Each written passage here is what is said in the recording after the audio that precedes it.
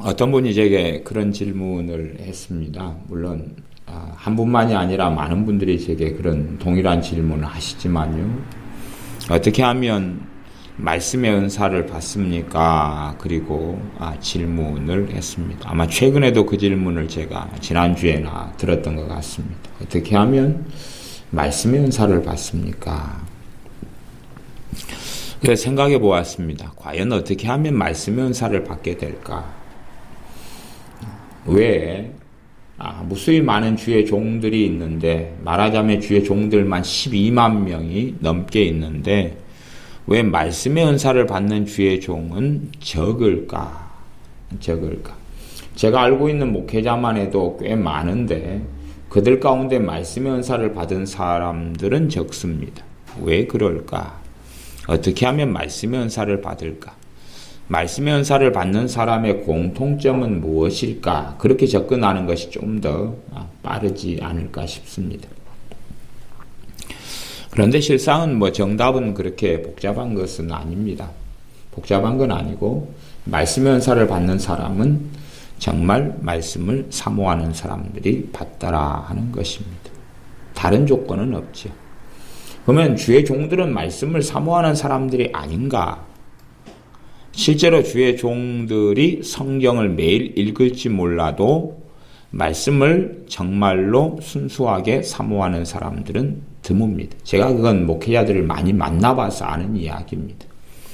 단지 말씀이 수단이기 때문에, 목회의 수단이기 때문에 말씀을 공부하거나 설교해야 되기 때문에 성경을 보지, 순수한 하나님의 뜻을 알고자 하고 하나님을 알고자 하는 순수한 열정과 열망으로 말씀을 사모하고 그렇게 말씀과 가까이 하는 사람들은 드물더라 하는 것이고, 그래서 주의 종이나 아니나 상관없이 순수하게 하나님의 말씀에 대한 열정과 열망을 가지고 있는 사람에게 말씀에 관련된 은사를 주시더라 하는 것을 공통적으로 발견합니다. 아마 다른 은사들에 대해서도 비슷한 이러한 원리가 적용되지 않을까 싶기도 합니다.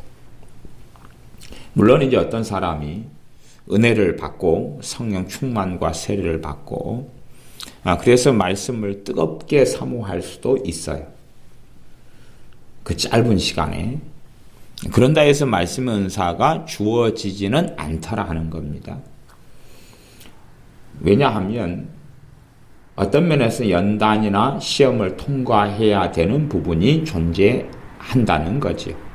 무슨 말이냐 그러면 하나님의 말씀을 내가 사모하고 읽어도 팍팍하고 전혀 열매가 없고, 그리고 하나님의 말씀을 통하여 내가 뭔가를 얻지도 못하는 시간들, 그런 시간들을 통과하는 것이지요. 그럴 때 그 사람의 진짜 말씀에 대한 열정과 열망이 있는가가 시험되는 무대가 되지 않을까 싶어요.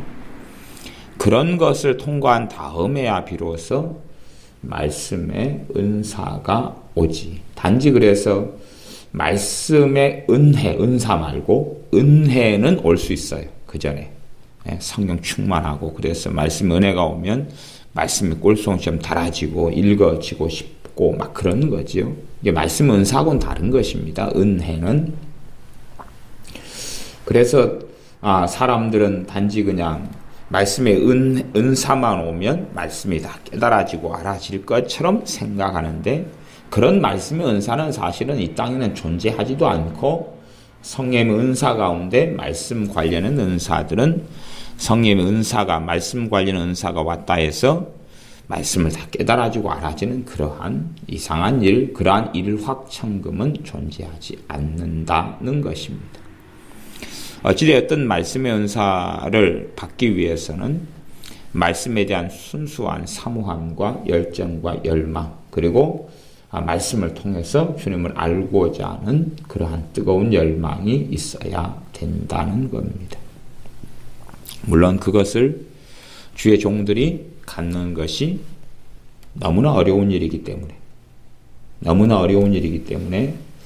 주의 종들이 말씀의 종들이지만 말씀의 은사를 받는 사람들이 드물고 희소하고 적다는 사실이지요. 그래서 결국은 정답을 알아도 뭐 아는 것은 아는 것일 뿐이 제가 그렇게 말씀 은사를 받는 정답을 사람들에게 말해준다 해도 그걸 듣는 10명 가운데 실제로 그걸 실천하고 적용해서 받을 수 있는 사람은 당연히 채 한 명이 안 될 겁니다. 왜냐하면 말씀에 대한 순수한 열망을 가질 사람들이 듣고도 가질 사람은 별로 없을 거기 때문에 그렇지요. 이제 말씀하고는 전혀 좀 다른 거지만 찬양 은사를 누구에게 주시느냐? 그러면 찬양의 수단이 아니라 찬양을 통하여 하나님을 경외하고 하나님과 가까이 하고자 하는 순수하게 찬양, 노래가 아닌 찬양을 사모하는 사람들이 찬양의 은사를 받더라 하는 거지요. 그것도 그냥 그 순수한 마음을 잠깐 가지고 있는다 해서 받는 그런 일은 없다는 사실이죠. 가령 누가 학생인데 자기 집 문을 나와서 길을 걸어가다가 학교를 등교하다가 아름다운 여학생을 만났어요. 그래서 콩커풀이 씌었어요. 너무나 이상향인 거예요. 너무나 좋은 거예요. 자기는 그 여학생을 보기 위해서 그때 만났던 시간이 보니 7시 10분경이었어. 그러니 7시 10분경만 되면 그 길 앞을 서성입니다. 학교에 등교할 때 꼭 그 길 앞을 걸어가려 그럽니다. 왜? 자기 마음에는 뜨겁게 자기 마음을 달군 그 여학생이 이름도 몰라 성도 몰라 그런데 있기 때문에 그런 거지요. 하지만 정말로 그 남학생이 그 여학생을 보고 싶어하고 그리워하고 눈이 꽂히고 마음이 꽂혀서 뿅 했는데 그게 진짜 그 여학생에 대한 사랑이냐 그러는 것입니다. 열병도 앓을 수가 있겠죠. 그러나 정말로 그게 사랑이냐? 그러진 않지요. 그런 것처럼 우리가 한때 찬양에 소위 말하면 속된 말로 필이 꽂혀서 주구장창 찬양할 수도 있고 나는 뜨겁다고 생각할 수도 있는데 그것으로 찬양에 관련된 은사가 올 수 있느냐 할 때 그렇지 않더라고 말이에요. 그래서 말씀을 업으로 삼고 있는 말씀을 자신의 사역으로 삼고 있는 주의 종들 가운데도 순수하게 말씀에 대한 열망과 열정을 가진 사람이 유감스럽게 열의 하나가 안 됩니다. 그러니 찬양을 자신의 사역으로 삼고 있는 사람들이라 할지라도 저는 그보다 크게 낫지는 않을 것이다. 그렇게 냉정하게 생각합니다. 찬양을 자신의 사역이나 부르심이나 달란트나 라고 생각한다 할지라도 정말 순수하게 찬양을 통하여 주님을 만나고 주님을 경외하며 경배하며 살아가고자 하는 그것을 통하여 일정한 여정을 걷는 것이죠. 사막을 통과하고 광야를 통과하고. 그래서 광야를 통과했는가 그런 설교를 지난번에 했던 것처럼 그러한 과정 속을 통과하면서 아마 그 은사가 또 찬양이라면 찬양의 기름 부으심이 강하게 오지 않는가 그렇게 보여져요. 경험적인 이야기입니다.